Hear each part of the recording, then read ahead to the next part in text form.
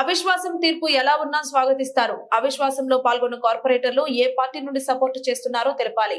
అవిశ్వాసం పెట్టడానికి గల కారణాలు తెలియజేయాలని డిమాండ్ చేస్తున్నా.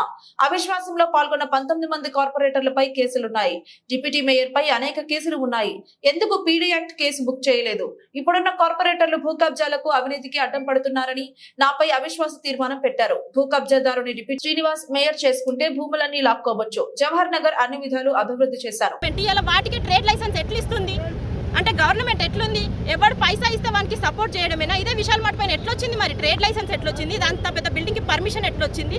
వేరే వాళ్ళు చిన్న చిన్న ఇల్లు కట్టుకున్నా సరే కూలగొడుతున్నారు. మరి విశాల్ మార్ట్ పైన పర్మిషన్ ఎట్లొచ్చింది అనేది నేను కమిషనర్ని అలాగే కలెక్టర్ని కూడా నేను రిక్వెస్ట్ చేయడం జరుగుతుంది. దీనిపైన రిప్లై ఇవ్వాలని. Thank you. ఇవాళ జవహర్ నగర్ మున్సిపల్ కార్పొరేషన్లో మేయర్ పై అంటే నాపై అవిశ్వాస తీర్మానం ప్రవేశపెట్టారు. ఇవాళ దానికి సరే అది పాజిటివ్ కానీ నెగిటివ్ కానీ నేను స్వీకరిస్తున్నాను. ఏంటంటే మెయిన్గా ఒకటి నేను కోరుతున్నాను, ఇవాళ ఉన్న లోపల కూర్చున్న కార్పొరేటర్స్ ఏదైతే బీఆర్ఎస్ కార్పొరేటర్స్ ఉన్నారో మరి వాళ్ళు ఏ పార్టీకి సంబంధించి ఏ పార్టీకి సపోర్ట్ చేస్తున్నారని మేము కోరుతున్నాము.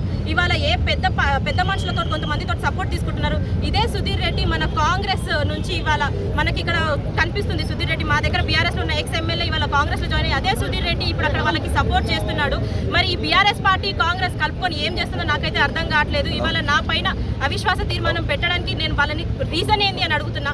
నా పైన ఎక్కడైనా కరప్షన్ ఉందా?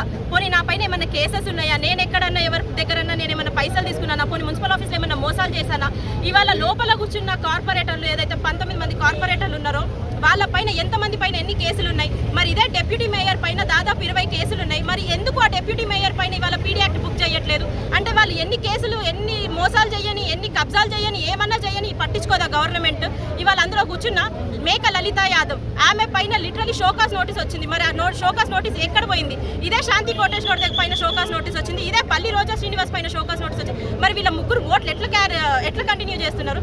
ఇదే ఎమ్మెల్యే మల్లారెడ్డి గారు అలాగే సురభివాన్ ఎమ్మెల్సీ గారు ఎక్స్ అఫీషియల్ రిజిస్టర్ చేసుకున్నారు.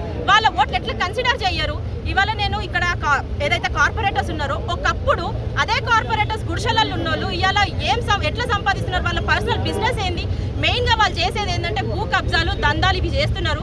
ఇవన్నీ నేను అడ్డుపడుతున్నాను, చెయ్యనియట్లేదు అనే ఒకే ఉద్దేశంతో ఏదైతే ఒక ల్యాండ్ గ్రాబర్ని మనం మేయర్గా చేసుకుంటే మన ల్యాండ్లని సంపాదించుకోవచ్చు అనే ఒకే ఉద్దేశంతో ఇవాళ ఒక ల్యాండ్ గ్రాబర్కి మేయర్ పీఠం ఇవ్వాలని ట్రై చేస్తున్నారు.